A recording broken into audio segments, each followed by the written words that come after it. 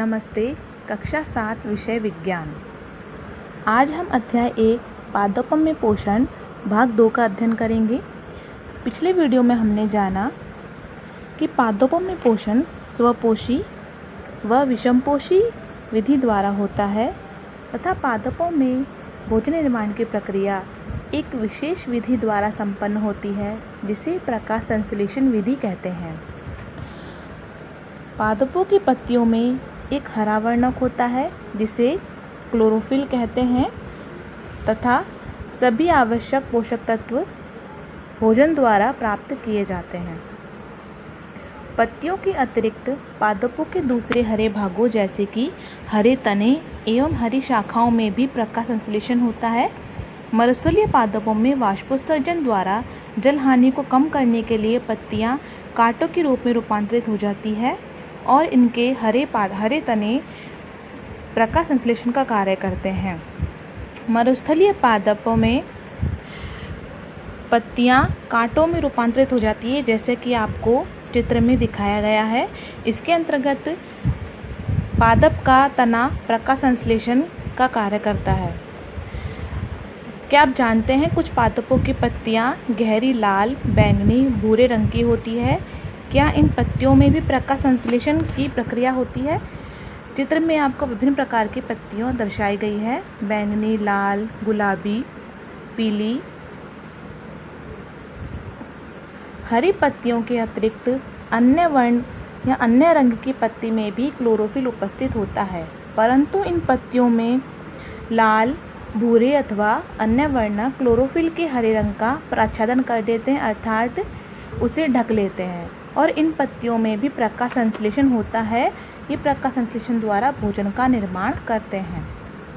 शैवाल। आपने गीली दीवारों पर तालाब अथवा ठहरे हुए जलाशय में हरे रंग की संरचना देखी होगी।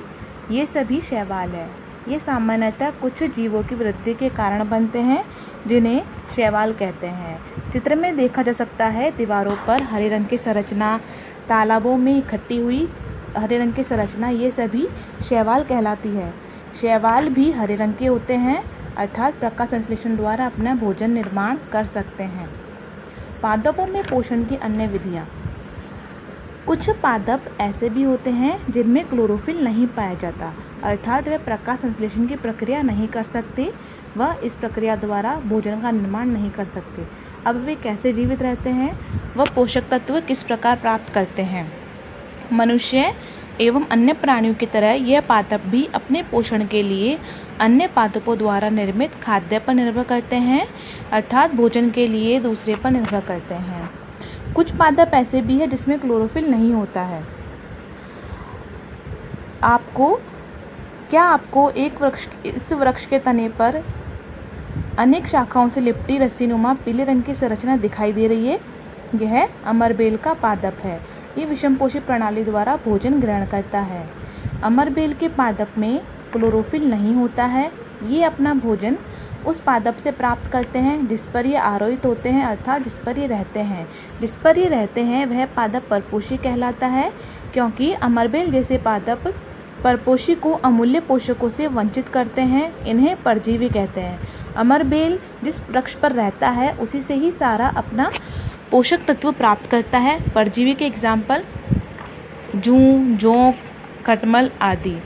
अब आपको अमरबेल की एक और संरचना स्पष्ट रूप से दिखाई दे रही है। अमरबेल पूरे वृक्ष पर फैला हुआ है और उसी से अपना पोषण प्राप्त कर रहा है। विषमपोषी।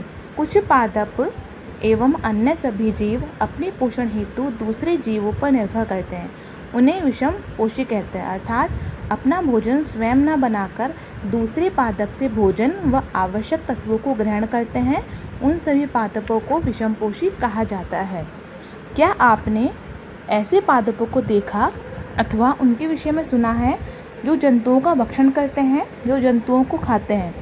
कुछ ऐसे पादप भी है जो कीटों को पकड़ते हैं और उन्हें पचा जाते हैं तथा उनसे आवश्यक तत्वों को ग्रहण करते हैं। ऐसे पौधे हरे या किसी भी रंग के हो सकते हैं। जैसा कि आपको चित्र में दिख रहा है, यह एक कीटभक्षी पादप है जिसे आप पिचर पादप भी कहते हैं। यह पादप इस पादप की संरचना वास्तव में एक घड़े जैसी होती है। जैसा घड़ा दिखाई देता है उसी प्रकार की संरचना होती है, जैसा आपको चित्र में दिख रहा है। यह एक हरे रंग का है और इसके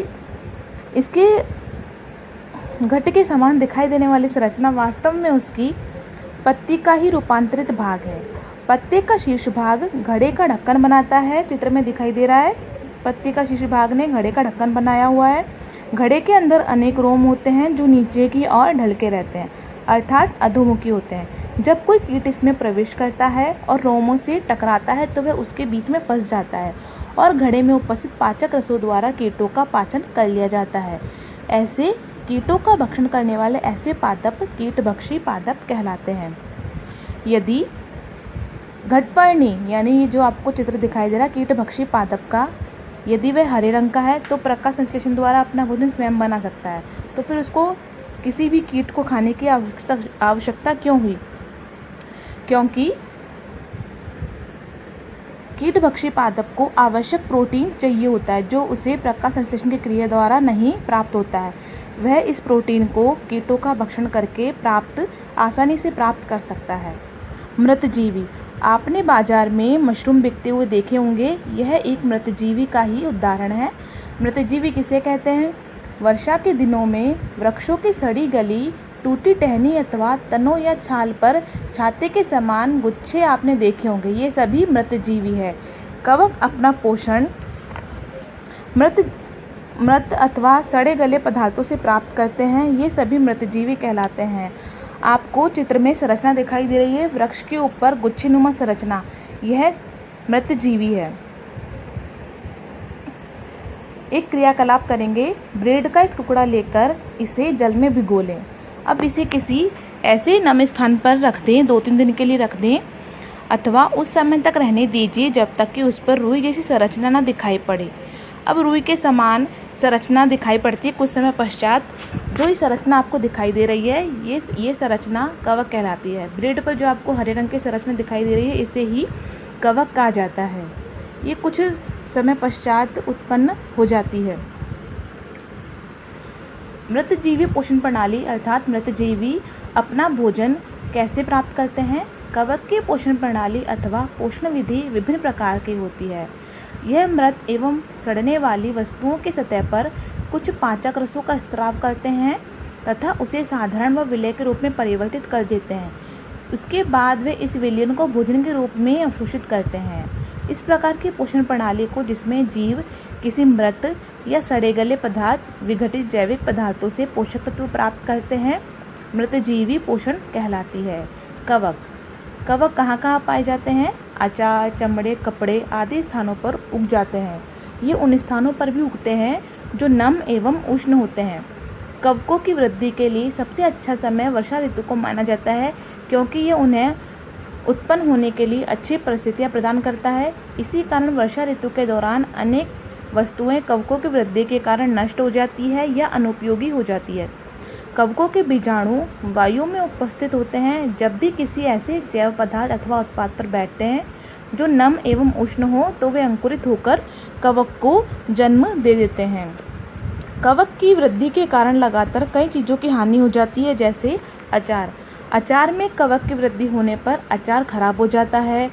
वर्षा के दिनों में कपड़े, जूते ये सभी खराब हो जाते हैं। यीस्ट एवं छत्रक जैसी अनेक कवक उपयोगी भी होते हैं। इनका उपयोग हम भोजन के रूप में भी किया जाता है। कुछ कवक औषधि के रूप में भी उपयोग में लिए जाते हैं। और जो आपको चित्र में दिखाई दे रहा है ये मशरूम की संरचना है। इसका उपयोग आप भोजन के रूप में करते हैं। कुछ कवक पादपों में या वृक्षों में रोगों का निर्माण भी करते हैं। इन रोगों से पादपों की वृद्धि एवं विकास में बाधा पहुंचती है एवं उनको वो पूरी तरह से हानि पहुंचाते हैं। सहजीवी जीव किसे कहते हैं? कुछ जीव एक दूसरे के साथ रहते हैं तथा अपना आवास एवं पोषक तत्व एक दूसरे के साथ बांटते हैं। इसे सहजीवी संबंध कहते हैं, अर्थात एक दूसरे की कमी को पूरा करते हैं। अब लाइकेन क्या है? लाइकेन, इसमें कवक एवं शैवाल दोनों साथ साथ रहते हैं। शैवाल में क्लोरोफिल उपस्थित होता है, अर्थात ये अपना भोजन स्वयं निर्मित कर सकते हैं। कवक में क्लोरोफिल नहीं होता है, ये अपना भोजन निर्माण नहीं कर सकते।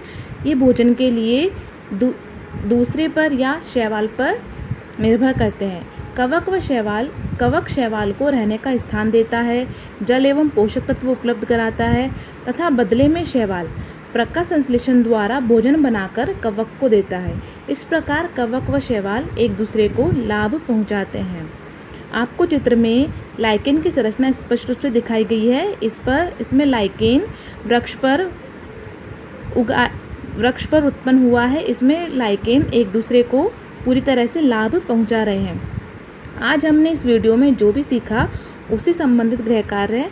प्रथम प्रश्न, विषमपोषी प्रणाली किसे कहते हैं? वह अमरबेल कैसा पादप है, परपोषी या परजीवी? द्वितीय प्रश्न, कीटभक्षी पादप किसे कहते हैं? सचित्र बताइए। तृतीय प्रश्न, मृतजीवी किसे कहते हैं? चतुर्थ प्रश्न, लाइकेन किसे कहते हैं? सहजीवी संबंध बताइए। धन्यवाद।